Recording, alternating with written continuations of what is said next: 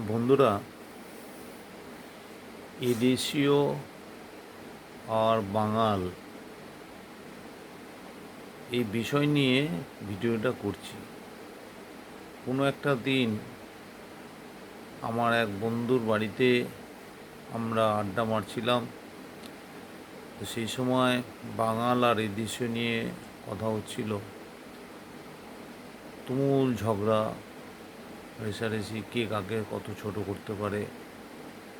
তখন ওই বন্ধুটি আমাকে বলেছিল, অবশ্য আপনিই বলুন কে বড়। আমার তখন মন থেকে যেটা অনুভব করেছিলাম এবং সেটাই বলেছিলাম যে দেখো, যারা বাঙাল, যারা পূর্ব বাংলার লোক, তারা ভৌগোলিক কারণে তাদের মানসিকতা বড় হয়।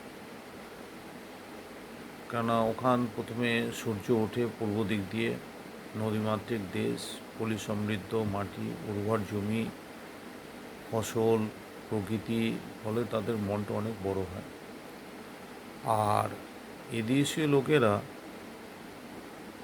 তারাও কোনো অংশে কমতি নয়। তার কারণ হচ্ছে, যখন দেশ ভাগের আগে বা পরে যারা এখানে এসেছিলেন, তাদের কাছে কিছুই ছিল না, নিঃস্ব তারা। তো সেই সময় এপার বাংলার লোকেরা তাদের কিন্তু আশ্রয় দিয়েছিল, আশ্রয় দিয়ে তাদের বাসস্থান, বাঁচবার রাস্তা দেখিয়েছিল।